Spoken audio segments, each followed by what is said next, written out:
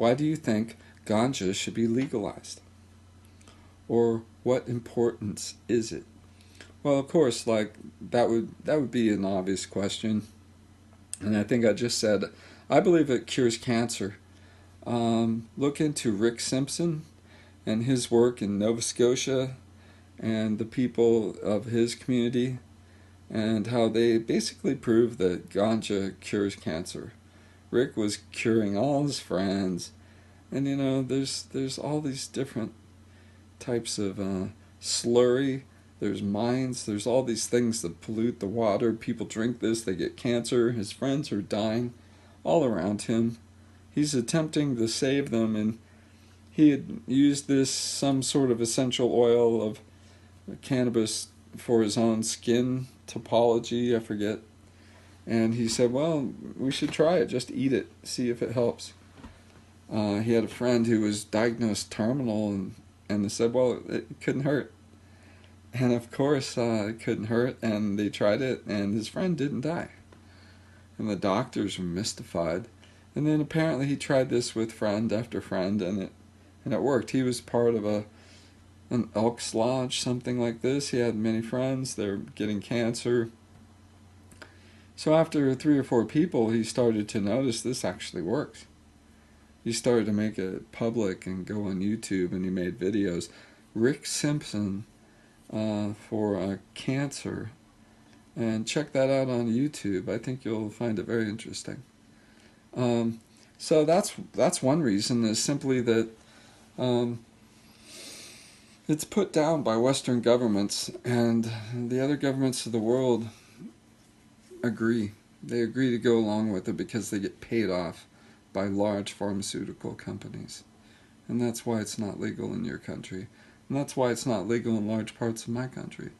And that's one reason we had to fight so hard for it to be legal in California and San Francisco. So let's just be clear why it's illegal in the first place. And it's not because it's dangerous. And it's not because it will hurt anybody. And it's not because it's abused. It's far the opposite. Far the opposite. There's many more things that are much more deadly that are legal. Much more dangerous, and they're legal. So these are not good arguments, and people don't question them. They have no experience. They're intimidated by their government pointing guns at their head. And we have to start realizing why we feel the way we do. Why do you think it should be legalized? Well, those are 2 reasons. I think a lot of people could use it for medicine. I think a lot of people could use it as a replacement for alcohol. I think a lot of people could use it as a replacement for opioids. In the United States right now, I think more people are dying from opioids than anything. More than auto accidents, and more than alcohol, and more than heroin, and more than anything is opioid abuse of pharmaceutical opioids. That might include heroin. I really don't know, but the point is still the same. Will this legalization improve the living of people? I think so, because if people stop dying of opioid abuse, and they have a good legal alternative they can simply grow in their backyard, and they don't have to pay pharmaceutical companies for it. Yeah, I think it will. Just that point alone. For me, I have a particular personal malady. I use ganja for that. My father is starting to get senile. We use ganja for him. All these things, they can't but help, in my estimation, because of every bit of evidence around me that shows from the people in my community that this does seem to work for us. Jeannie asks, please share your experience growing ganja. Fair enough. I wrote a book called The Joys of an Herb Garden at Home. And that was a book in 3 parts now on Steam. You should be able to find that with a Google search. I'll try to post the links as well to my own blog where I published that about 6 months ago, but there's been different versions. One version is updated from the original. It's updated for LED lighting. these kinds of things. More recent versions of indoor lighting and the new LED lights that are available, which are wonderful. Um, my experience growing ganja, and when I was 14, my brother and I had some plants out in the backyard. They were getting 6 feet tall. We thought we didn't know anything about what we were doing. We were 14. We decided to build a roof over them, just as sort of a doghouse kind of a thing. That's what it would look like, we thought. And we grabbed some wood out of a neighbor's yard who said we could have it. Down the alleyway, a few houses down, everyone was very close. We asked him if we could have that wood laying there, and he said yes. So we're transporting this wood down the alley, and a cop drives by we didn't see. We're just going to build a doghouse and cover up these marijuana plants in the backyard, and the cop sees us, and he's a real tall guy, and he pokes his head right over our fence. And he sees what we're doing. And he's quite surprised, but our friend that was with us was actually the son of one of the officers, the main officers of the police force of our city. So there was really no problem, and this cop might have felt threatened by us until he figured out who Brucey was. So anyway, it was a tight-knit community, and everything was fine. And we got our hands slapped. And then later I realized, well, I still want to try that. And I did. And I came to realize growing in soil was really slow. So I investigated hydroponics. I quickly went through different generations of trying to grow. And within roughly a year, I had tried 2 or 3 that didn't work that well. And then I came upon passive hydroponics, where we use rock wool, and we use rock wool cubes and rock wool to germinate in very small germination cubes. They get transferred to a growth cube. Those get transferred to a growing medium. It's all rock wool. It's all wicking. It's using the wicking process of having a reservoir of water, and that it wicks that fluid up into the roots. And at that point, we have no reason at all to need any pumps, any tubing, anything that could possibly leak. It's a kitty litter tray with some rock wool sitting in it, and then we plant the already germinated and root-bound rock wool cubes on top of this medium of rock wool. They sit in the reservoir, and this stuff just grows incredibly fast, twice as fast as soil. It's astronomical how much you can pull out of a small area, small closet, small shed. That said, that's my experience. I quickly learned sort of guerrilla farming in small areas with not using very much light. I try to use available outdoor light for fruiting, and I try to use indoor 24-hour light for quickly growing and germinating vegetative plants that I intend to fruit later.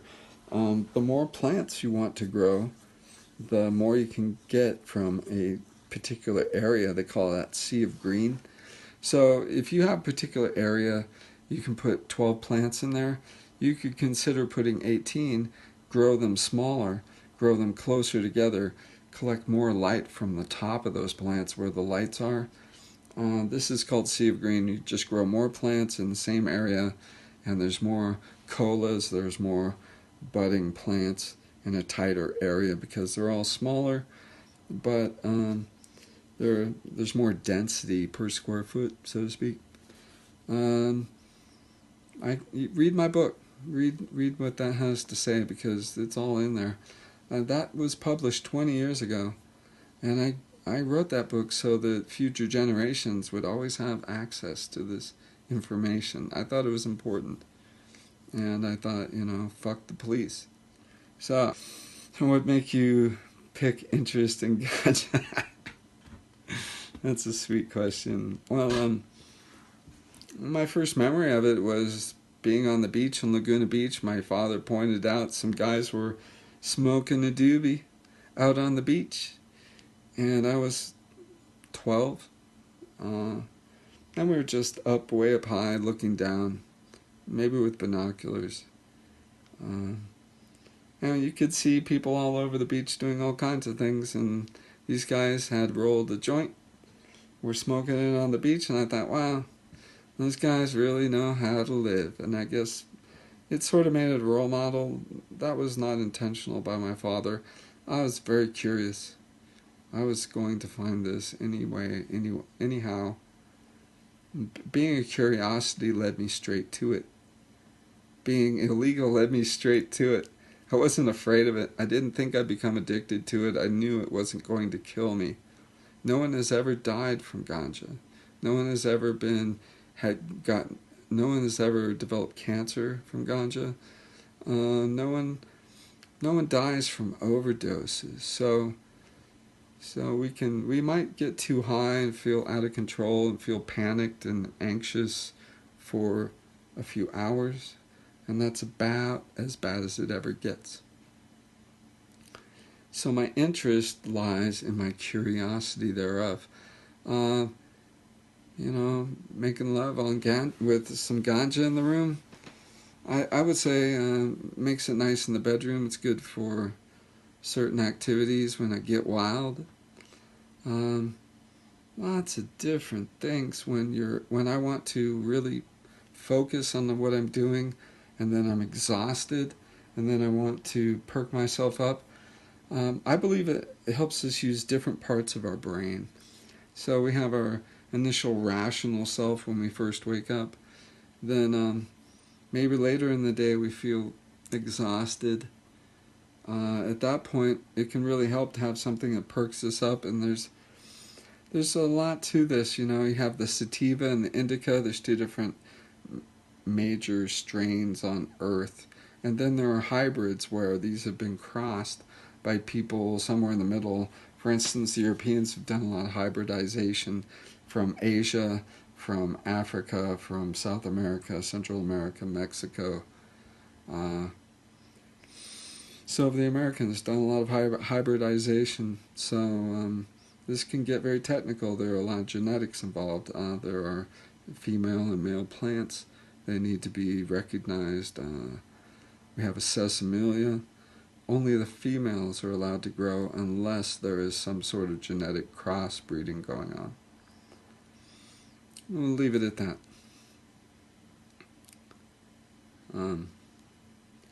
How is the use of ganja managed in your country? Don't people abuse it? Okay, that's a fair question. Ganja is interesting. You build up a tolerance to it. So if you use it every day, it doesn't make you feel like you need to stumble around. It might help me relax, or it might help me be excited. And I can try different kinds that help me do different things. If I want to go to sleep, if I'm sick, I might seek an indica.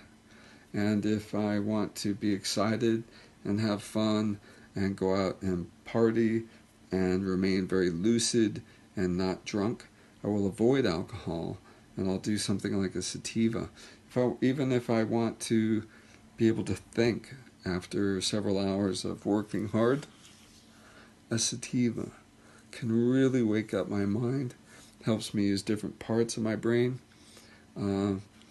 This is just one of many aspects of a sativa, but that's really